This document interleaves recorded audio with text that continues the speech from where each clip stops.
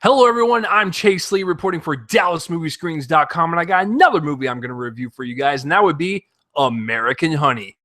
Newest film released by A24, which is one of the best distribution companies in the biz right now. I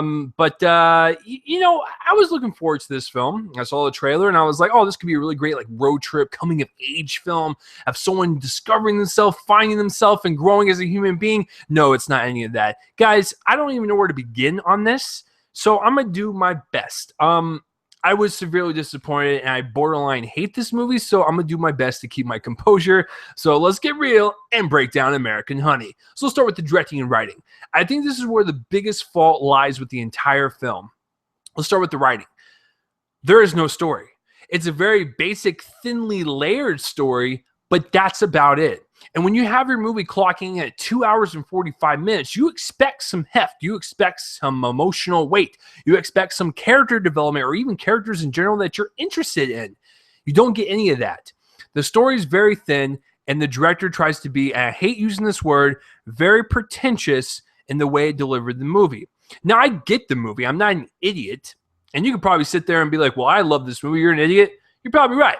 But what's really bad about this movie is that there's no structure. It's just a bunch of montage sequences happening over and over again.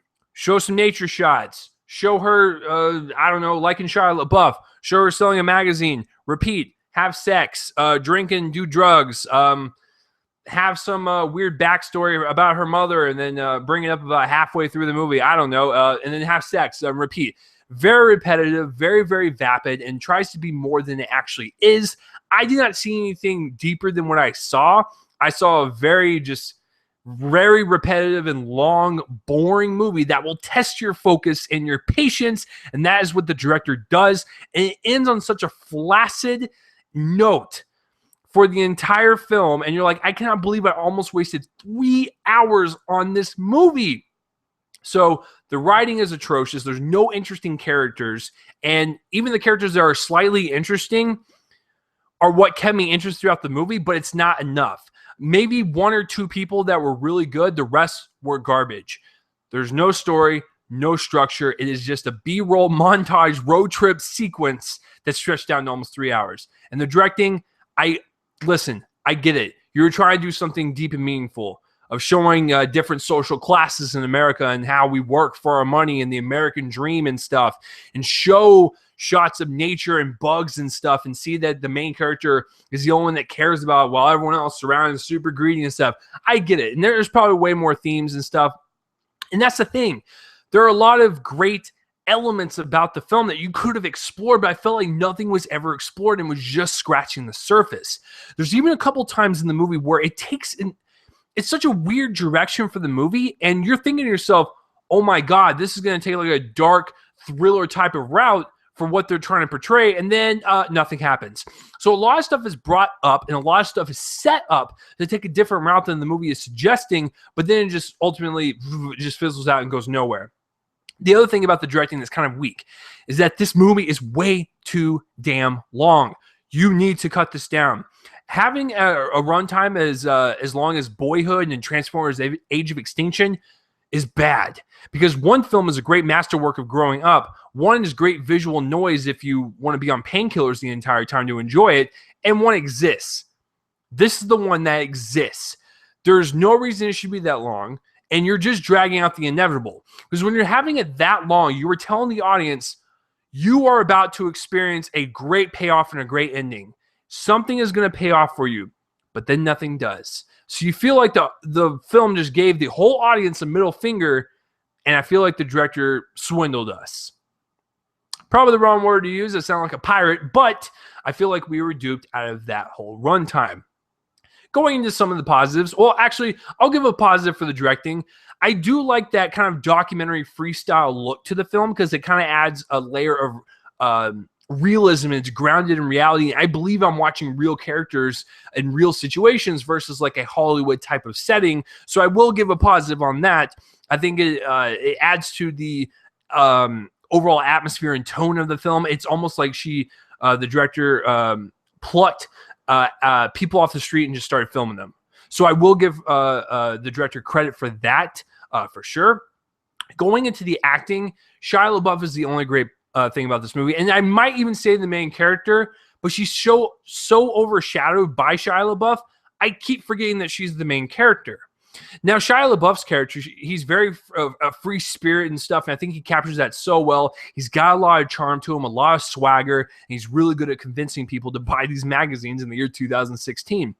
But then at the end, we see a development in his character, and that's what's compelling about his character. And it was a little too late, too little too late at that point, because we're almost done with the film, but he shows more emotion than most people in the film. And I realize the main character, you know, she has her crying scenes and her outburst scenes, but I was never really fully convinced. Now, some scenes that Sasha Lane, who is the main character, American Honey, some of the scenes that she has is very good. And I believed every single word that came out of her mouth. I believed her character. I believed her motives and stuff for what she stood for.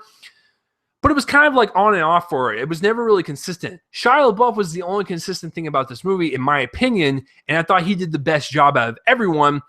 The supporting cast and the kids and whatnot, they're fine. They're serviceable, but they're kind of boring, one note, and you don't really get to explore any of them. And I know that's not the purpose. You're supposed to explore Shia LaBeouf and Sasha Lane's character.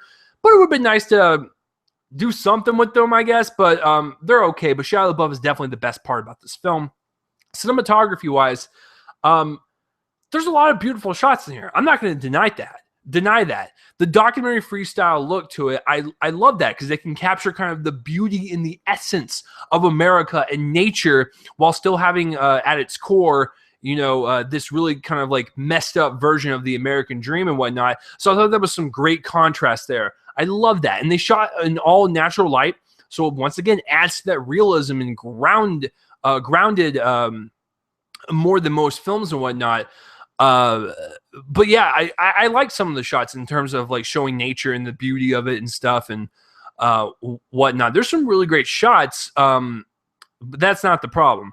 So going on to the editing. Once again, your movie should not be 2 hours and 45 minutes unless it has a reason to be. I never once convinced myself that, yeah, this should have been 2 hours and 45 minutes. No, it shouldn't have. It was a very long movie to no payoff. It was such a weak ending. And listen, I might be missing something. I might have looked at that film very differently, and I didn't see the hidden messages that the director was trying to portray. I think I nailed most of it, beginning when I was talking about it, but I don't know. Maybe I'm missing something. For me, it's too long. It is boring. It's very repetitive, and it's very just flat. It doesn't go anywhere.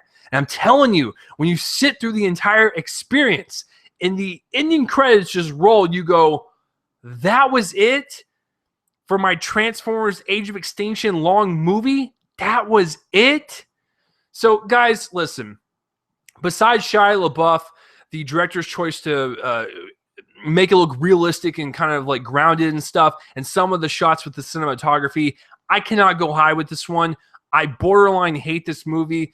I just think it's one of the biggest wastes to ever come out of A24. I think it joins along the ranks of like a Barely Lethal, and I did not like Spring Breakers personally. So, guys, this is one of my least favorite A24 films. So I'm going to give American Honey a D+.